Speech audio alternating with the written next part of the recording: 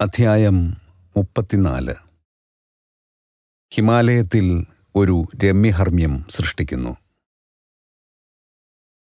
ലാഹിരി മഹാശയനുമായുള്ള ബാബാജിയുടെ ആദ്യ സമാഗമം ഹരം പിടിപ്പിക്കുന്ന ഒരു കഥയാണ്. മരണമില്ലാത്ത ആ ഗുരുവിനെപ്പറ്റി വിശദമായൊരു ക്ഷണിക ദർശനം നൽകുന്ന അപൂർവം ചില കഥകളിൽ ഒന്നുമാണത്. ആശ്ചര്യജനകമായ ഒരു കഥയ്ക്ക് സ്വാമി കേവലാനന്ദൻ്റെ ആമുഖമായിരുന്നു ഈ വാക്കുകൾ. ആദ്യത്തെ പ്രാവശ്യം ഈ കഥ അദ്ദേഹം പറഞ്ഞപ്പോൾ ഞാൻ അക്ഷരാർത്ഥത്തിൽ തരിച്ചിരുന്നു പോയി. പല അവസരങ്ങളിലും എൻ്റെ സൗമ്യശീലനായ സംസ്കൃത അധ്യാപകനെ ഈ കഥ ആവർത്തിച്ചു പറയാൻ ഞാൻ പ്രേരിപ്പിച്ചിട്ടുണ്ട്. അത് ഏറെക്കുറെ അതേ വാക്കുകളിൽ ശ്രീ യുക്തേശ്വരനും പിൽക്കാലത്ത് എന്നോട് പറഞ്ഞിട്ടുണ്ട്. ലാഹിരി മഹാശയൻ്റെ ഈ 2 ശിഷ്യന്മാരും വിസ്മയകരമായ ഈ കഥ അവരുടെ ഗുരുവിൻ്റെ മുഖത്തു നിന്നും നേരിട്ടു കേട്ടതാണ്. എൻ്റെ 33-ാമത്തെ വയസ്സിലാണ് ബാബാജിയുമായുള്ള എൻ്റെ ആദ്യത്തെ കൂടിക്കാഴ്ച ഉണ്ടായത്.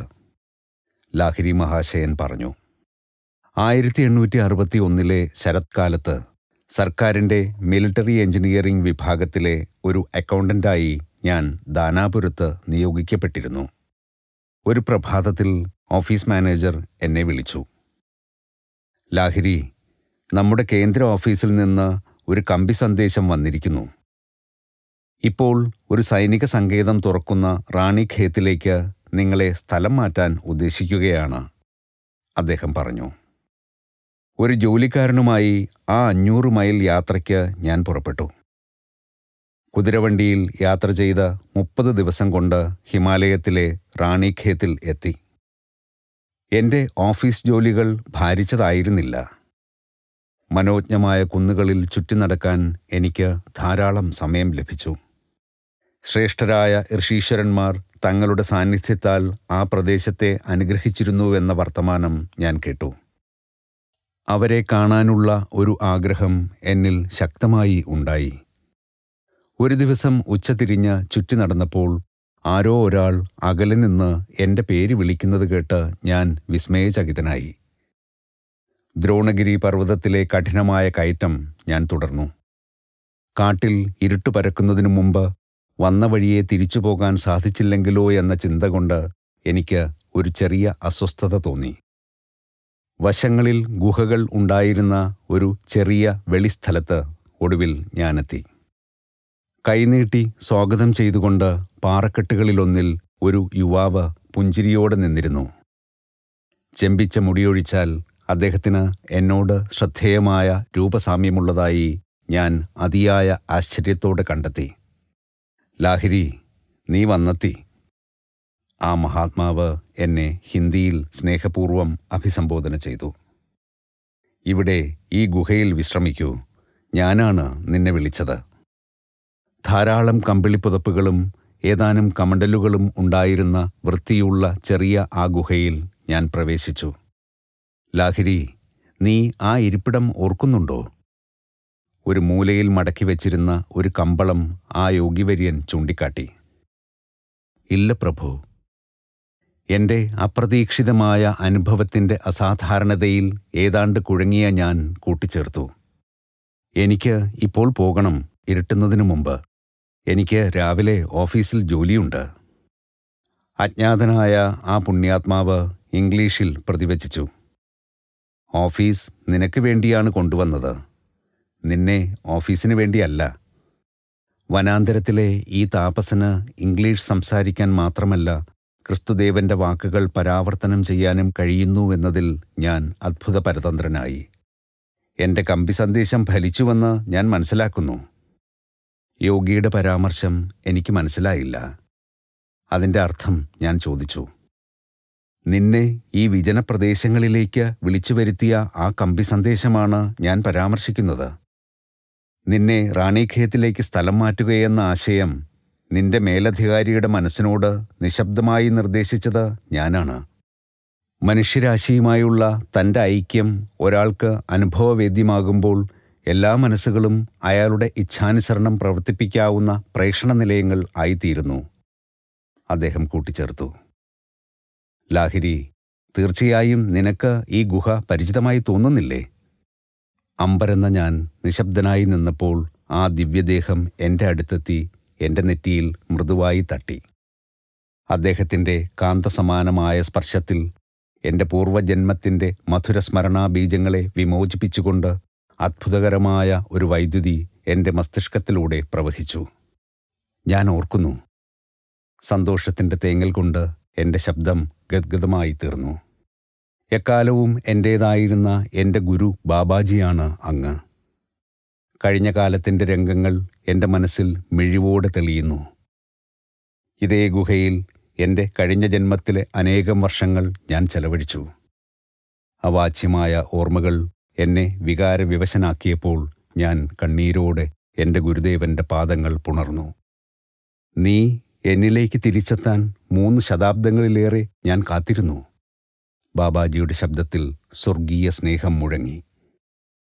നീ വഴുതി നീങ്ങിയിട്ട് മരണത്തിനപ്പുറമുള്ള ജീവിതത്തിൻ്റെ പ്രക്ഷുബ്ധമായ തിരമാലകളിൽ അപ്രത്യക്ഷനായി. നിന്റെ കർമ്മത്തിൻ്റെ മാന്ത്രിക വടി നിന്നെ തൊട്ടു. നീ പോയി മറഞ്ഞു.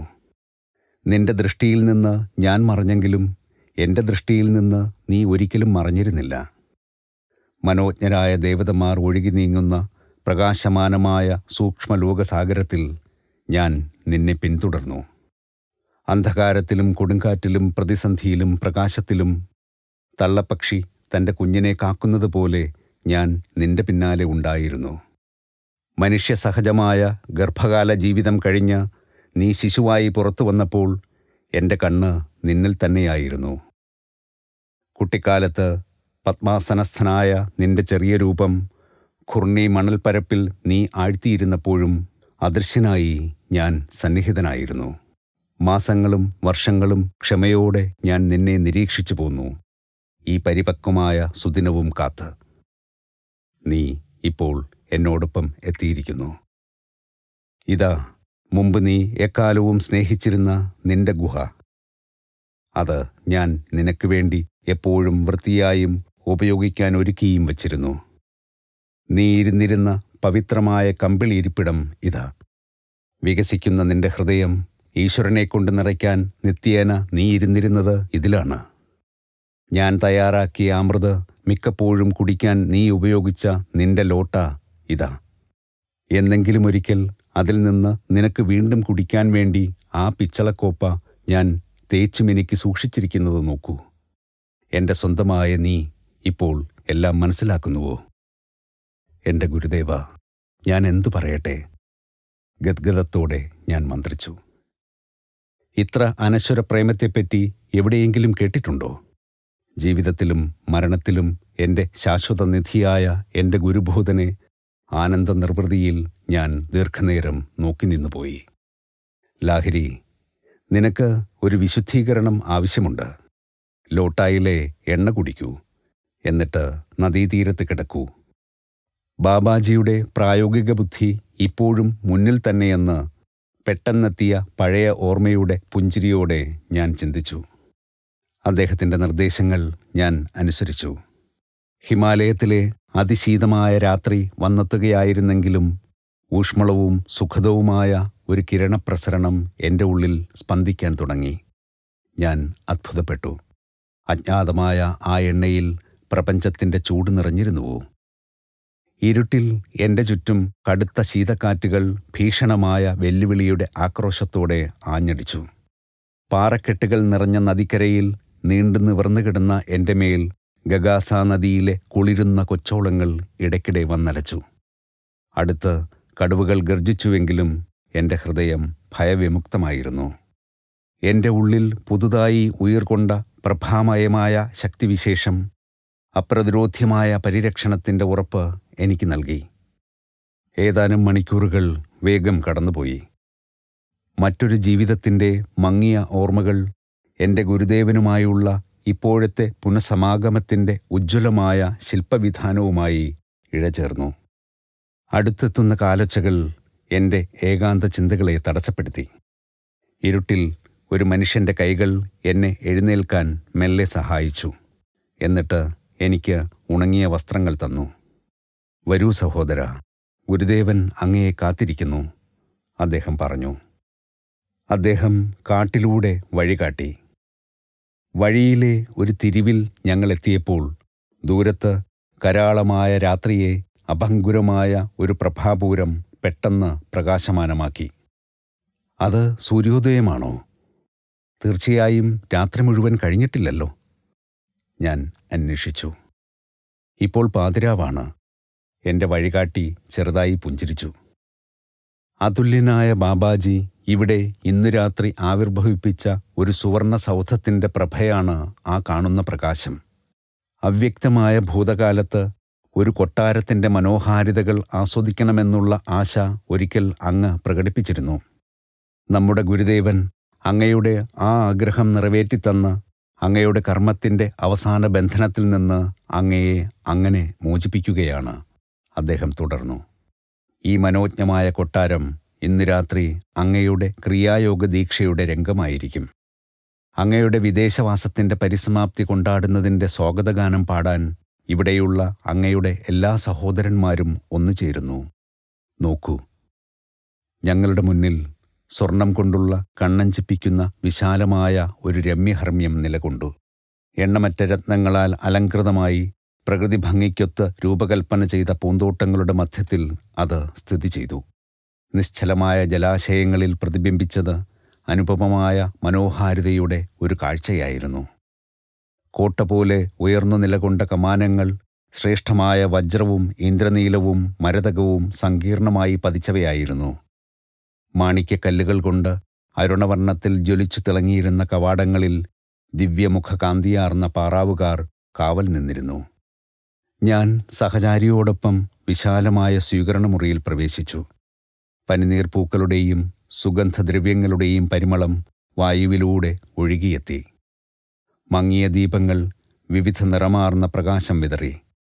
ഭക്തന്മാരുടെ ചെറിയ സംഘങ്ങൾ, അക്കൂട്ടത്തിൽ ചിലർ വെളുത്തവരും ചിലർ കറുത്തവരുമായിരുന്നു, മൃദുസ്വരത്തിൽ മന്ത്രോച്ചാരണം ചെയ്യുകയോ മൗനത്തിൽ ആന്തരിക ശാന്തിയിൽ മുഴുകി ധ്യാനനിരതരായി ഇരിക്കുകയോ ചെയ്തു.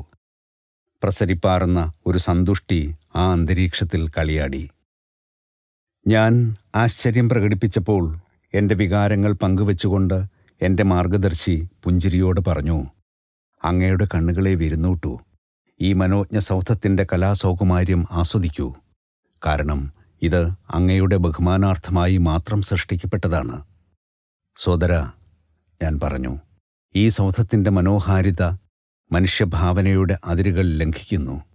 ഇതിൻ്റെ ഉദ്ഭവത്തിൻ്റെ രഹസ്യം എന്നോട് ദയവായി പറയൂ. സസന്തോഷം ഞാൻ വിശദീകരിക്കാം. എൻ്റെ സഹചാരിയുടെ കറുത്ത കണ്ണുകൾ വിജ്ഞാനത്താൽ തിളങ്ങി.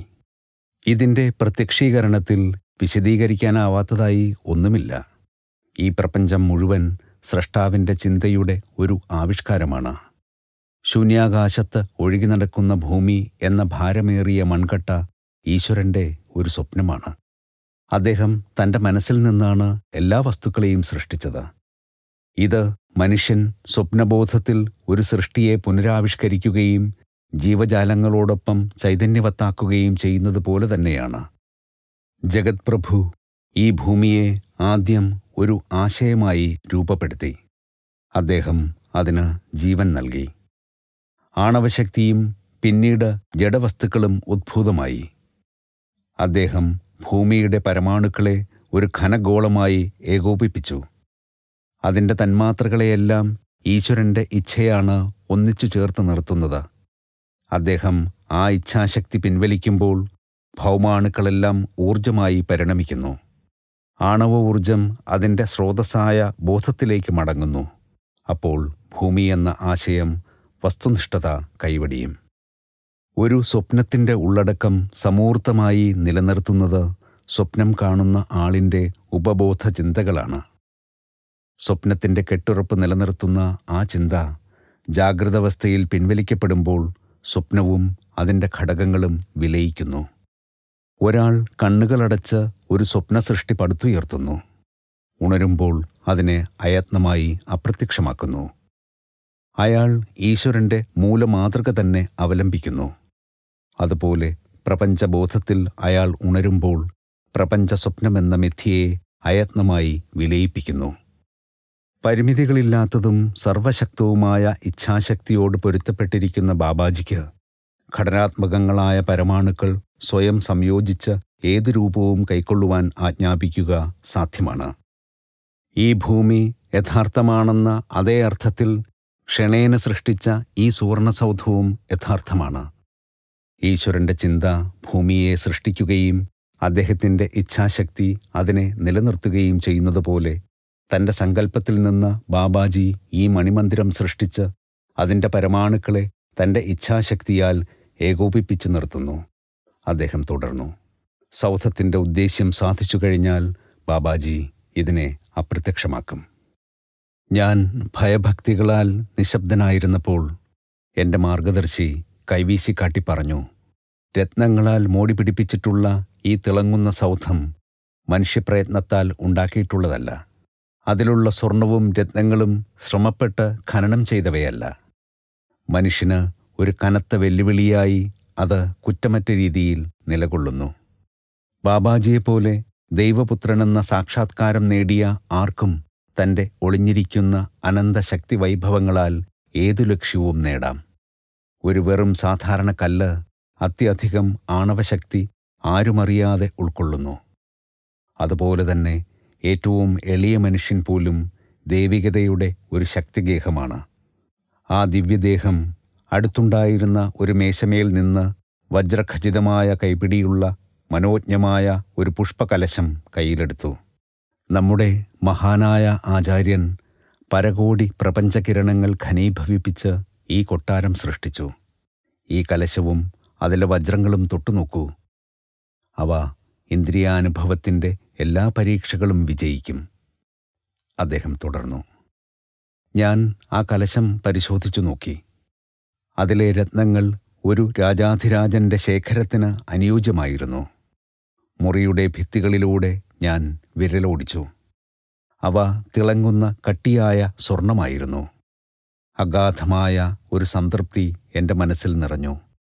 കഴിഞ്ഞുപോയ ജന്മങ്ങളിൽ നിന്ന് എൻ്റെ ഉപബോധ മനസ്സിൽ ഒളിഞ്ഞിരുന്ന ഒരാഗ്രഹം ഒരേ സമയത്ത് സംതൃപ്തമാക്കപ്പെടുകയും ദൂരീകരിക്കപ്പെടുകയും ചെയ്തതായി തോന്നി.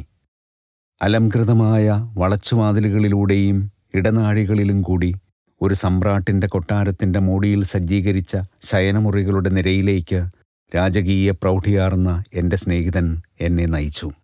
ഞങ്ങൾ അതിവിശാലമായ ഒരു ഹാളിൽ പ്രവേശിച്ചു. അതിൻ്റെ നടുവിൽ വിവിധ വർണ്ണങ്ങളുടെ ഉജ്ജ്വല ശോഭ പരത്തുന്ന രത്നങ്ങൾ പതിച്ച ഒരു സിംഹാസനം സ്ഥാപിച്ചിരുന്നു. അതിൽ സർവസമാരാധ്യനായ ബാബാജി പത്മാസനത്തിൽ ഉപവിഷ്ടനായിരുന്നു. അദ്ദേഹത്തിൻ്റെ കാൽക്കൽ തിളങ്ങുന്ന തറയിൽ ഞാൻ നമസ്കരിച്ചു. ലാഹിരി, ഒരു സ്വർണ്ണ രാജസൗധത്തിനു വേണ്ടിയുള്ള നിന്റെ സ്വപ്നാഭിലാഷങ്ങൾ നീ ഇപ്പോഴും ആസ്വദിക്കുകയല്ലേ? എൻ്റെ ഗുരുനാഥൻ്റെ കണ്ണുകൾ അദ്ദേഹത്തിൻ്റെ ഇന്ദ്രനീല കല്ലുകൾ പോലെ തന്നെ വെട്ടിത്തിളങ്ങുകയായിരുന്നു. ഉണരൂ, നിന്റെ ലൗകികമായ എല്ലാ ദാഹങ്ങളും എന്നേക്കുമായി ശമിക്കാൻ പോവുകയാണ്. അദ്ദേഹം അനുഗ്രഹത്തിൻ്റെ ചില ഗൂഢാർത്ഥ വചനങ്ങൾ ഉരുവിട്ടു.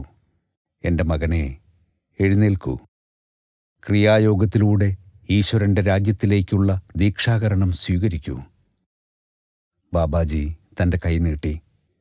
ഒരു ഹോമാഗ്നി പ്രത്യക്ഷമായി. ഫലങ്ങളും പുഷ്പങ്ങളും അതിനു ചുറ്റുമുണ്ടായിരുന്നു. ഈ ജ്വലിക്കുന്ന അൾത്താരയുടെ മുന്നിൽ വച്ച് ഞാൻ വിമോചകമായ ക്രിയായോഗ ദീക്ഷ സ്വീകരിച്ചു. ചടങ്ങുകളെല്ലാം വെളുപ്പിനെ തീർന്നു. എൻ്റെ ആനന്ദ നിർവൃതിയുടെ അവസ്ഥയിൽ എനിക്ക് ഉറക്കത്തിൻ്റെ ആവശ്യം തോന്നിയില്ല. അമൂല്യനിധികളും മനോഹരമായ കൗതുക വസ്തുക്കളും നിറഞ്ഞിരുന്ന കൊട്ടാരമുറികളിൽ ഞാൻ ചുറ്റിക്കറങ്ങുകയും ഉദ്യാനങ്ങൾ സന്ദർശിക്കുകയും ചെയ്തു. തലേ ദിവസം ഞാൻ കണ്ടിരുന്ന ഗുഹകളും തരിശായ പർവ്വതശിഖരങ്ങളും അടുത്തായി ഞാൻ ശ്രദ്ധിച്ചു. പക്ഷേ അപ്പോൾ ഒരു വിശാല സൗധവും പൂന്തോട്ടങ്ങളും അവയോട് ചേർന്ന് ഉണ്ടായിരുന്നില്ല. ഹിമാലയത്തിലെ തണുത്ത സൂര്യപ്രകാശത്തിൽ വെട്ടിത്തിളങ്ങുന്ന കൊട്ടാരത്തിൽ വീണ്ടും കടന്നു ചെന്ന് ഞാൻ എൻ്റെ ഗുരുദേവൻ്റെ സാന്നിധ്യം തേടി. നിശബ്ദരായ ധാരാളം ശിഷ്യരാൽ ചുറ്റപ്പെട്ട് അദ്ദേഹം അപ്പോഴും സിംഹാസനസ്ഥനായിരുന്നു. ലാഹിരി, നിനക്ക് വിശപ്പുണ്ട്, ബാബാജി തുടർന്നു. നിന്റെ കണ്ണുകൾ അടയ്ക്കൂ. ഞാൻ കണ്ണുകൾ വീണ്ടും തുറന്നപ്പോൾ രമണീയമായ ആ ഹർമ്മ്യവും പൂന്തോട്ടങ്ങളും അപ്രത്യക്ഷമായിരുന്നു. സൂര്യപ്രകാശം തട്ടിയിരുന്ന ഗുഹാമുഖങ്ങൾക്ക് അധികം അകലെയല്ലാതെ മറഞ്ഞുകഴിഞ്ഞ കൊട്ടാരത്തിൻ്റെ അതേ സ്ഥാനത്ത് വെറും നിലത്താണ് എൻ്റെ സ്വന്തം ശരീരവും ബാബാജിയുടെയും അദ്ദേഹത്തിൻ്റെ ശിഷ്യന്മാരുടെയും രൂപങ്ങളും ഇപ്പോൾ ഇരുന്നിരുന്നത്. ബന്ധനത്തിലുള്ള പരമാണുക്കൾ എവിടെ നിന്ന് എത്തിയോ ആ ചിന്താസാരത്തിലേക്ക് തിരിച്ചുപോയി ആ കൊട്ടാരം അപ്രത്യക്ഷമാകുമെന്ന് എൻ്റെ വഴികാട്ടി പറഞ്ഞിരുന്നത് ഞാൻ ഓർമ്മിച്ചു. സ്തബ്ധനായി പോയെങ്കിലും ഞാൻ അദ്ദേഹത്തിൽ വിശ്വാസം അർപ്പിച്ചുകൊണ്ട് എൻ്റെ ഗുരുദേവനെ നോക്കി. മഹാത്ഭുതങ്ങളുടേതായ ഈ ദിനത്തിൽ അടുത്തതായി എന്താണ് പ്രതീക്ഷിക്കേണ്ടതെന്ന് എനിക്കറിയില്ലായിരുന്നു. മണിമേട പടുത്തുയർത്തിയതിൻ്റെ ഉദ്ദേശ്യം ഇപ്പോൾ സാധിച്ചു കഴിഞ്ഞു, ബാബാജി വിശദീകരിച്ചു. അദ്ദേഹം ഒരു മൺപാത്രം നിലത്തുനിന്ന് എടുത്തു. നിന്റെ കൈ അതിൽ വയ്ക്കുക, എന്നിട്ട് ഇഷ്ടമുള്ള ആഹാരം സ്വീകരിക്കൂ. ഞാൻ ആ പരന്ന ഒഴിഞ്ഞ പാത്രത്തിൽ തൊട്ടു. വെണ്ണ പുരട്ടിയ ചൂടുള്ള ലുച്ചിയും കറികളും മധുരപലഹാരങ്ങളും പ്രത്യക്ഷപ്പെട്ടു. അത് കഴിച്ചുകൊണ്ടിരുന്നപ്പോൾ പാത്രം എപ്പോഴും നിറഞ്ഞു തന്നെയിരുന്നു എന്ന് ഞാൻ ശ്രദ്ധിച്ചു. ആഹാരത്തിന് ശേഷം വെള്ളത്തിനു വേണ്ടി ഞാൻ ചുറ്റും നോക്കി. ഗുരുദേവൻ എൻ്റെ മുന്നിലെ പാത്രത്തിലേക്ക് ചൂണ്ടി. ആഹാരപദാർത്ഥങ്ങൾ മറഞ്ഞു കഴിഞ്ഞിരുന്നു. അവയുടെ സ്ഥാനത്ത് വെള്ളമായിരുന്നു. ഈശ്വരൻ്റെ രാജ്യത്തിൽ ലൗകിക സാഫല്യങ്ങളും ഉൾപ്പെടുന്നുവെന്ന് വളരെ കുറച്ചു പേർ മാത്രം അറിയുന്നു, ബാബാജി പറഞ്ഞു. ദൈവിക സാമ്രാജ്യം ഭൗമവസ്തുക്കളോളം വ്യാപിക്കുന്നു. പക്ഷേ മിഥ്യാസ്വഭാവമാർന്ന ഭൂമി യാഥാർത്ഥ്യത്തിൻ്റെ സത്ത ഉൾക്കൊള്ളുന്നില്ല. പ്രിയ ഗുരുദേവ, സ്വർഗത്തിലെയും ഭൂമിയിലെയും സൗന്ദര്യത്തിൻ്റെ സംബന്ധം ഇന്നലെ രാത്രി അങ്ങ് എനിക്ക് കാട്ടിത്തന്നു.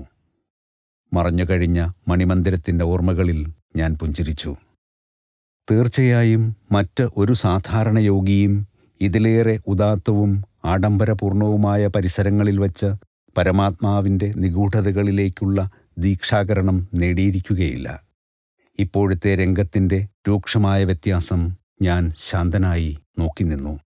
വിജനമായ ഭൂതലം, ആകാശത്തിൻ്റെ മേൽക്കൂര, പ്രാകൃതമായ സംരക്ഷണം നൽകുന്ന ഗുഹകൾ എല്ലാം എൻ്റെ ചുറ്റുമിരുന്നിരുന്ന ദിവ്യാത്മാക്കൾക്ക് വേണ്ടിയുള്ള ഒരു രമണീയമായ നൈസർഗിക പശ്ചാത്തലമായി തോന്നി.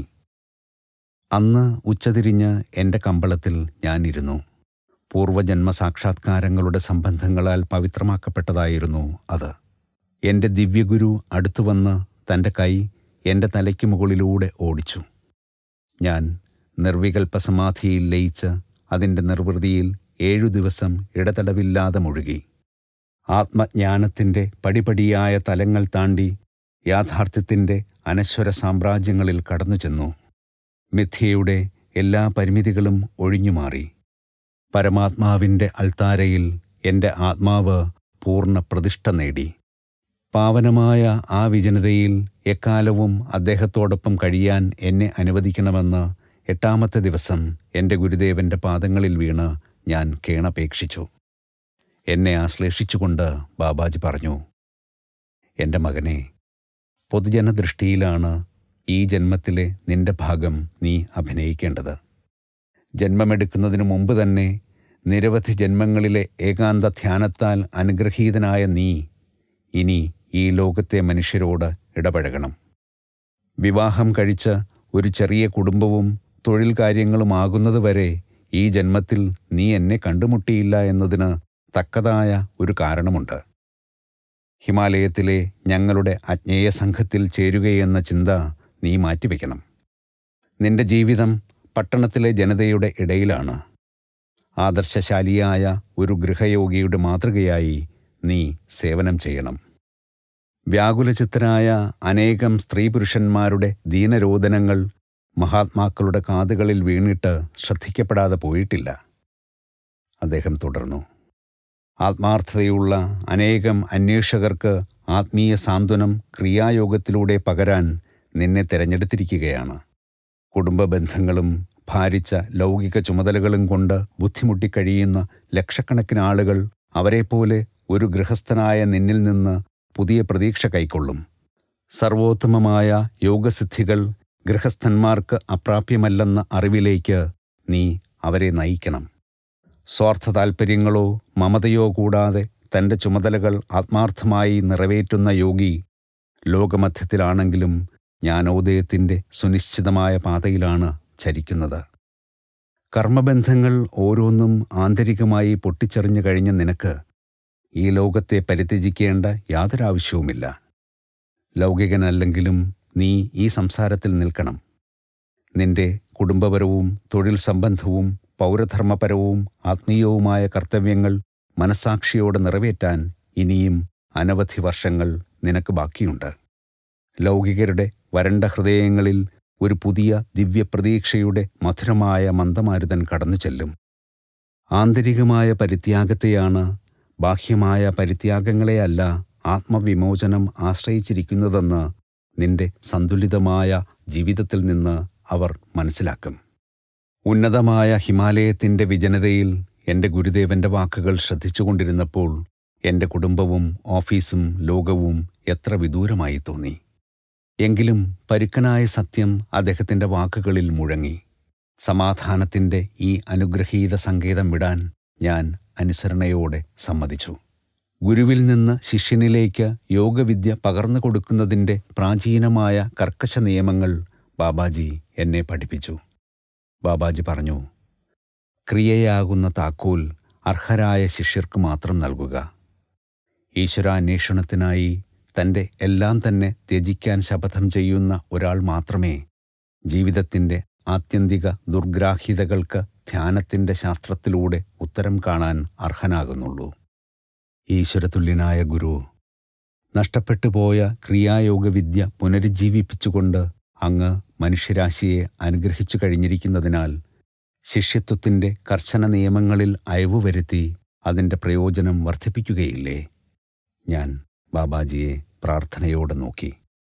തുടക്കത്തിൽ പരിപൂർണമായ ആന്തരിക ത്യാഗം പ്രതിജ്ഞ ചെയ്യാൻ അവർക്ക് കഴിഞ്ഞില്ലെങ്കിലും ആത്മാർത്ഥതയുള്ള എല്ലാ സാധകർക്കും ക്രിയാദീക്ഷ നൽകാൻ അനുവദിക്കണമെന്ന് ഞാൻ അപേക്ഷിക്കുന്നു. ത്രിവിധ താപങ്ങളാൽ പീഡിതരായ ലൗകികർക്ക് പ്രത്യേകം പ്രോത്സാഹനങ്ങൾ ആവശ്യമാണ്.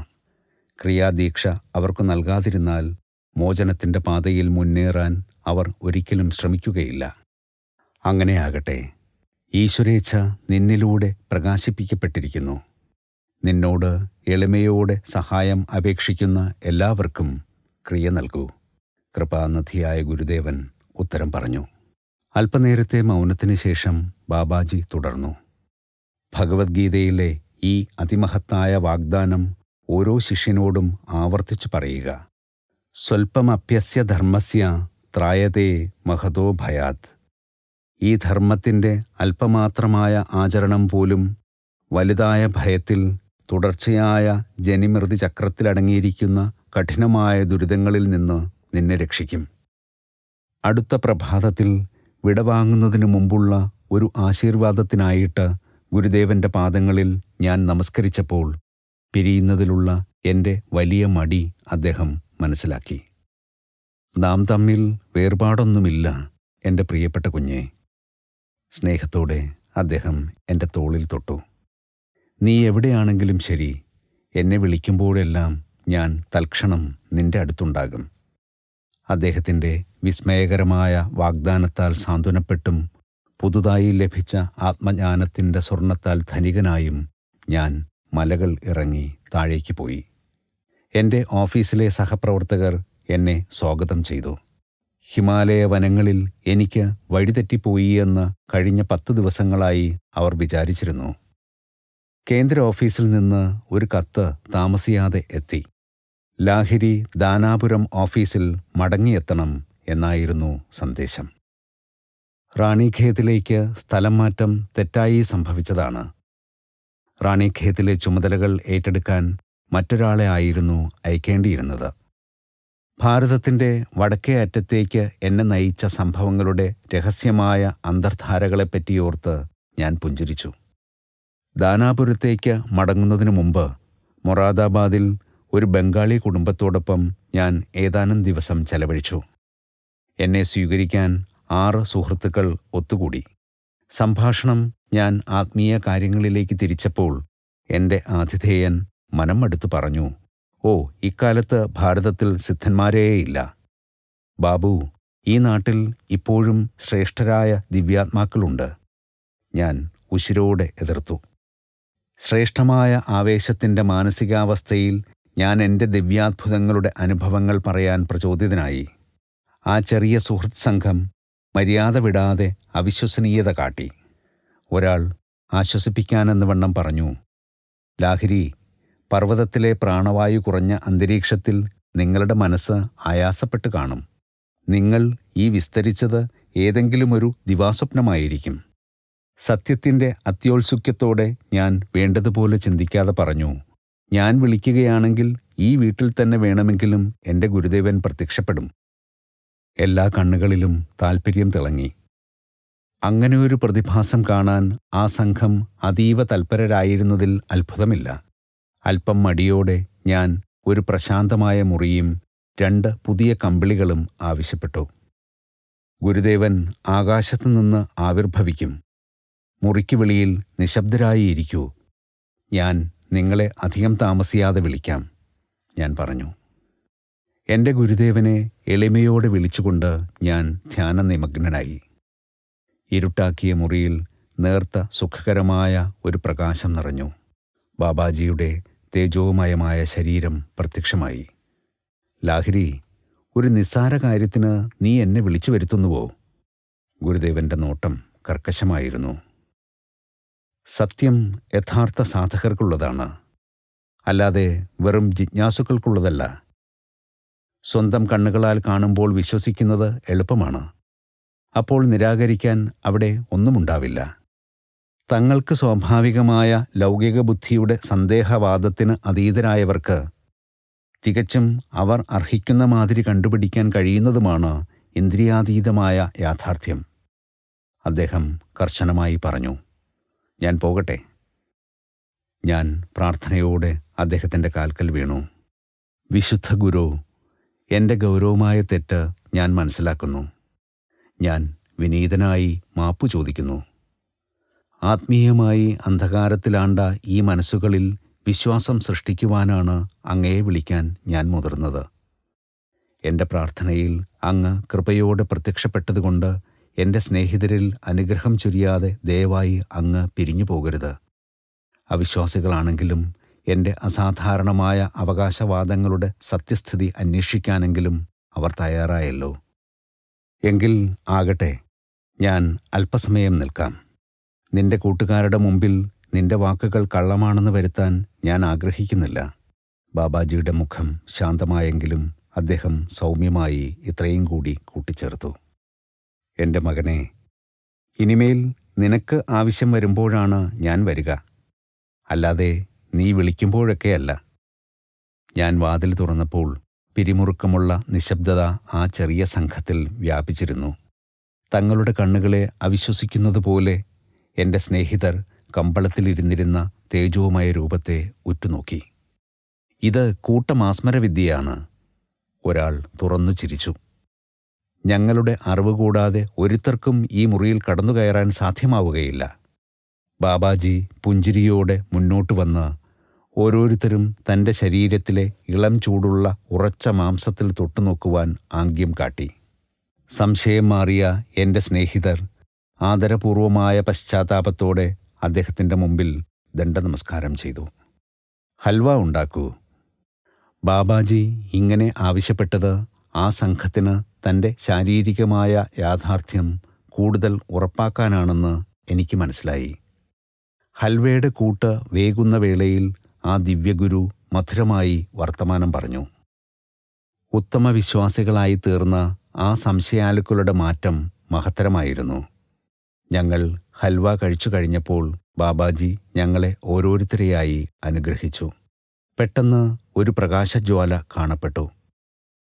അവിടെ പരക്കുന്ന ഒരു പ്രകാശബാഷ്പമായി ബാബാജിയുടെ ശരീരത്തിലെ വൈദ്യുത ഘടകങ്ങളുടെ തൽക്ഷണമായ രാസവിഘടനത്തിന് ഞങ്ങൾ സാക്ഷ്യം വഹിച്ചു.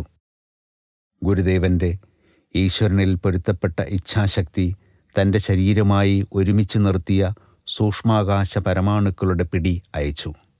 ഉത്തരക്ഷണത്തിൽ പരകോടി പ്രാണാനുസ്ഫുലിംഗങ്ങൾ അവയുടെ അനന്തശേഖരത്തിലേക്ക് ക്രമേണ മങ്ങിമറഞ്ഞു. എൻ്റെ തന്നെ കണ്ണുകൾ കൊണ്ട് ഞാൻ ആ മൃത്യുഞ്ജയനെ കണ്ടു. സുഹൃത്ത് സംഘത്തിലെ ഒരാളായ മൈത്രൻ ആദരവോട് പറഞ്ഞു. തൻ്റെ പുതിയ ഉണർവിൻ്റെ സന്തുഷ്ടിയിൽ അദ്ദേഹത്തിൻ്റെ മുഖം തിളങ്ങി.